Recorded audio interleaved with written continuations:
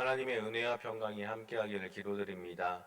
오늘도 우리 주님과 함께 주님이 주시는 은혜 가운데 거하고 은혜를 누리고 나누는 세상에서 가장 행복한 하루가 되기를 주님의 이름으로 기도합니다. 열왕기상을 읽다 보면 아합 왕에 대한 말씀이 길게 서술되어 있습니다. 화요일날 새벽에 말씀드렸다시피 아합 왕이 하나님께 가장 악한 왕이었기 때문에 그의 행적에 대해서 길게 서술을 하고 있습니다. 바알 제사장이 딸과 결혼하고 바알을 섬기고 그로 인해 남한국 유다에까지 바알을 퍼뜨린 장본인이었기 때문에 그에 대한 이야기가 길게 서술되어 있습니다. 그래서 화요일 새벽 열왕기상 16장 그 다음부터는 아합 왕과 그 유명한 엘리야에 대한 이야기가 계속해서 서술되어 있습니다. 아합 왕과 이세벨 그리고 엘리야의 끊임없는 싸움들이 기록되었고 바알과 하나님의 싸움을 기록하고 있는 것입니다. 나중에 선지자 부분에 대해서 말씀을 나눌 때 이 부분을 다시 한번 돌아와서 말씀을 나누도록 하겠습니다. 그렇게 시간이 흘러서 오늘 본문은 남유다 왕 중에 유명한 한 사람의 이름이 언급되고 있습니다. 바로 요시야 왕입니다. 요시야 왕 하면 우리는 흔히 종교개혁을 떠올릴 수가 있습니다. 요시야 왕이 8살에 왕이 되었습니다. 우리나라 역사에 보면은 어린 나이에 왕이 되면 어린 왕이 나라를 통치하기보다 그의 측근들이 통치하는 모습을 종종 봅니다. 그것을 우리는 세도 정치라고 그렇게 말을 합니다. 그러나 이 요시야 왕은 비록 나이가 어렸지만 하나님께 인정을 받은 왕 중에 하나였다라는 것을 우리는 기억해야 됩니다. 23장 말씀에 요시야 왕에 대한 성경의 평가가 이렇게 말씀하고 있습니다. 요시야와 같이 마음을 다하며 뜻을 다하며 힘을 다하여 모세의 모든 율법을 따라 여호와께로 돌이킨 왕은 요시야 전에도 없었고 후에도 그와 같은 자가 없었더라 라고 열왕기하 23장 25절에서 성경은 분명하게 기록하고 있습니다. 요시야 전에도 없었고 후에도 하나님께 돌이킨 자가 없었다라고 엄청난 칭찬을 하나님께 듣게 됩니다. 요시야 왕이 무엇을 했기 때문에 전에도 없었고 후에도 없다고 성경은 그를 그렇게 평가를 하고 있는 것일까요? 오늘 두 가지에 대해서 함께 말씀을 나누고자 합니다. 요시야 왕이 18째 해에 성전에 부서진 것을 수리하라라고 명하게 됩니다. 쉽게 말하면 성전을 리모델링 하라라고 명령을 한 것입니다. 요시야 왕의 명령에 따라서 성전을 리모델링 하던 중에 율법책 하나를 발견하게 됩니다. 율법책이 성전 어딘가에 처박혀 있었다라는 것이죠. 그 율법책은 아마도 모세 5경 중 하나라고 추측을 하고 또 어떤 학자들은 신명기다라고 추측을 하기도 합니다. 그 율법책을 발견해서 율법책을 요시야 왕이 읽고 듣게 되었습니다. 우리 10절과 11절 말씀을 다시 한번 읽어보겠습니다. 10절과 11절 함께 읽겠습니다. 또 서기관 사반이 왕에게 말하여 이르되 제사장 hil기야가 내게 책을 주더이다 하고 사반이 왕의 앞에서 읽으매 왕이 율법책의 말을 듣자 곧 그의 옷을 찢으니라. 아멘. 왕이 율법책의 말씀을 듣고 바로 그 직후에 옷을 찢었다라고 기록하고 있습니다. 옷을 찢는다는 것은 우리가 알듯이 회개를 한다라는 상징을 의미합니다. 요시야 왕은 말씀을 듣고 그 말씀에 따라 찔림을 받아 회개를 했습니다. 회개, 하나님께로 돌아가는 것을 뜻합니다. 이 돌이킴 때문에 앞서 말씀드렸다시피 요시야 왕 이전에도 이후에도 여호와께로 돌이킨 왕이 없었다라고 그렇게 평가를 하고 있는 것입니다. 이 돌이킴 때문에 바로 이 회개 때문에 하나님께서 인정하는 선한 왕으로 평가를 받고 성경에 기록되어 있다라는 겁니다. 그런데 중요한 것은 이 회개라는 것이 무조건 옷을 찢고 기도한다고 해서 다가 아니라는 것을 우리는 기억해야 됩니다. 요시야 왕이 회개한 것은 그 기준은 분명히 율법책의 말씀을 듣고 그 말씀에서 어긋난 자신의 삶을 보았기 때문에 그것에 대해서 회개를 했다라는 겁니다. 13절 말씀에 보니까 율법책의 말씀대로 조상들도 그리고 우리들도 그렇게 살지 않았던 것, 하나님 말씀에 순종하지 않았던 그것에 대해서 하나님이 진노하셨고, 그렇기 때문에 그것에 대해서 회개했다라는 뜻입니다. 회개는 나 중심이 아닙니다. 내가 생각하기에 잘못된 거, 무조건 기도하는 거, 그것이 회개가 아닙니다. 분명한 기준을 가지고 우리는 회개해야 하는 것입니다. 그리고 그 기준이 바로 여호와의 말씀이 되어야 합니다. 하나님 말씀을 기준으로 그 말씀에 순종하지 않은 것에 대해서 회개를 해야 한다는 겁니다. 회개는 결국 우리의 삶이 하나님 말씀으로 돌아가는 삶, 하나님 말씀대로 살아가는 삶, 하나님 말씀에 순종하는 삶을 살아가는 것, 그것이 바로 회개라는 것을 우리에게 말씀하고 있습니다. 그렇기 때문에 우리의 삶이 말씀 중심으로 전향되어야만 합니다. 말씀에 순종하며 살아가야만 합니다.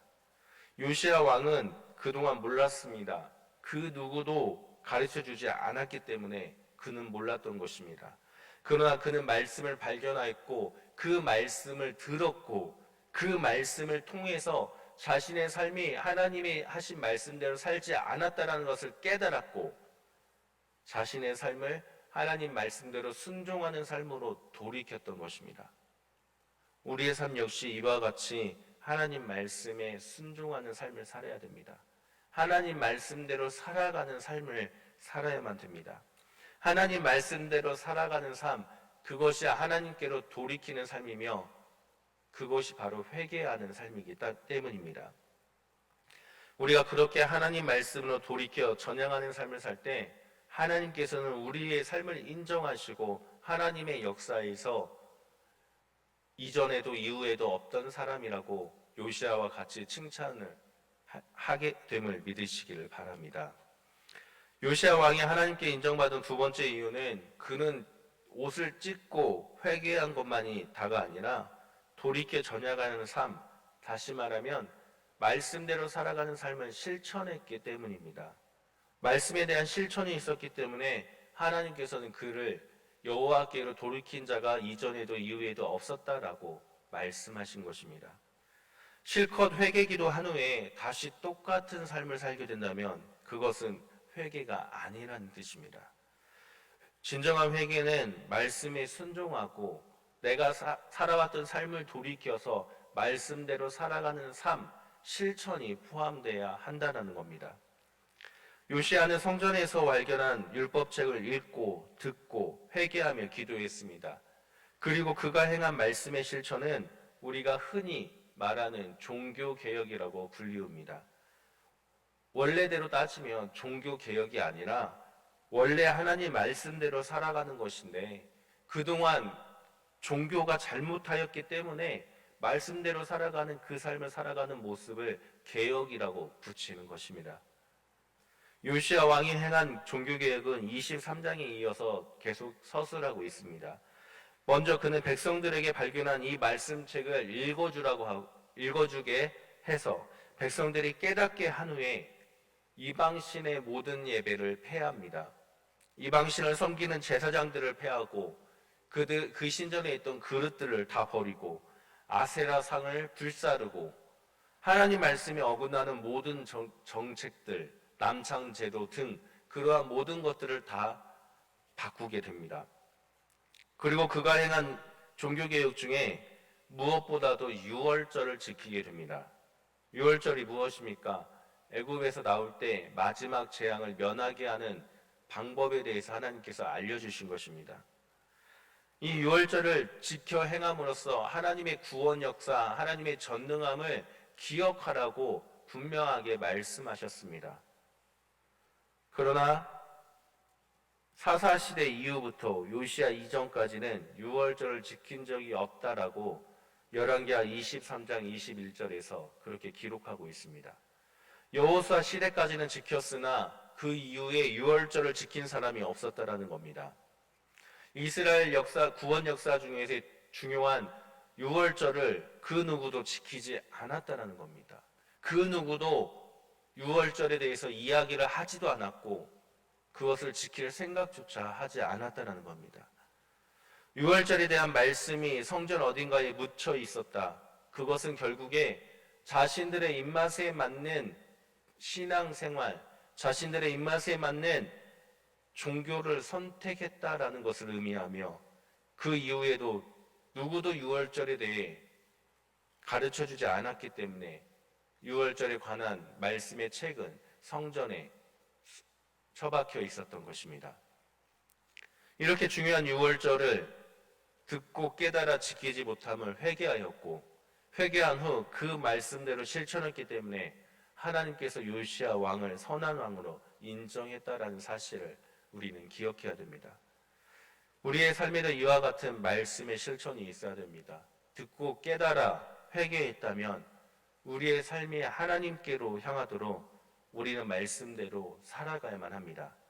하나님은 우리에게 말씀하셨습니다. 오직 마음을 다하고 힘을 다하여 목숨을 다하여 주 너의 하나님을 사랑하라. 하나님만을 섬기고 하나님만을 사랑하며 하나님의 뜻을 이루라고 말씀하셨습니다.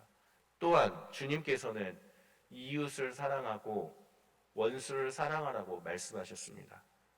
우리는 과연 이 말씀대로 살아가고 있습니까? 하나님보다 다른 무언가를 우선하며 살아가고 있지는 않습니까? 하나님의 뜻, 하나님의 나라를 이루기 위해 노력하며 살아가야 되는데 그보다도 나의 이익을 위해서 우선 선택하여 살아가고 있지는 않습니까? 이웃을 사랑하라라고 말씀하셨는데 우리는 그들을 미워하고 싫어하고 꼴도 보기 싫은 그 마음을 가지고 살아가고 있지는 않습니까? 사랑하는 성도님들, 분열하고 시대의 왕들 이야기를 읽다 보면 하나님 말씀대로 살아가는 것이 얼마나 중요한가를 깨닫게 됩니다. 하나님은 세상의 기준과 다릅니다. 이 세상은 내가 얼마나 잘했는가를 바라보지만 하나님은 내가 얼마나 잘했는가를 바라보지 않습니다. 하나님은 오직 단 한 가지, 하나님 말씀대로 살아가는가, 하나님만을 섬기며 그 말씀에 순종하며 살아가는가만을 바라본다는 것을 우리는 기억해야 됩니다. 말씀을 듣고 죄악을 분별해서 말씀대로 살지 못했던 삶에 대한 회개, 그리고 그 삶을 말씀대로 살아가기 위해서 삶을 전향시켜서 삶의 방향을 전환시켜서 돌이켜 말씀대로 살아가는 삶, 그것이 요시야 왕이 하나님께 칭찬을 받고 인정을 받은 이유였습니다. 우리 모두 하나님의 말씀대로 살아감으로써 우리 하나님께 인정받는 주님의 백성들이 되기를 바랍니다. 오늘 하루 살아갈 때 하나님의 말씀은 멀리 있는 것이 아니라 꼭 이 세상을 변화시키는 것만이 아니라 내 이웃을 사랑하라는 것부터 시작할 수가 있습니다. 그렇게 살지 못했던 우리의 삶을 회개하고 이웃을 사랑하며 하나님을 섬기며 주의 말씀대로 살아감으로써 오늘 하루도 주님이 주시는 은혜 가운데 거하는 세상에서 가장 행복한 하루가 되기를 주님의 이름으로 축원합니다. 함께 기도합니다. 하나님 감사드립니다. 오늘도 말씀을 통해서 우리들이 살아가야 할 삶이 무엇인지 다시금 깨닫습니다. 하나님, 우리가 말씀을 읽음으로 하나님의 뜻을 깨닫고 그 뜻대로 이 세상 가운데 살아갈 수 있도록 우리의 마음을 이끌어 주옵소서.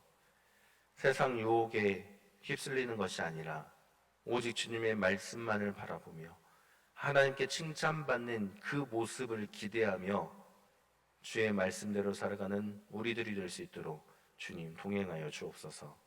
우리를 구원하신 예수 그리스도의 이름으로 기도드립니다.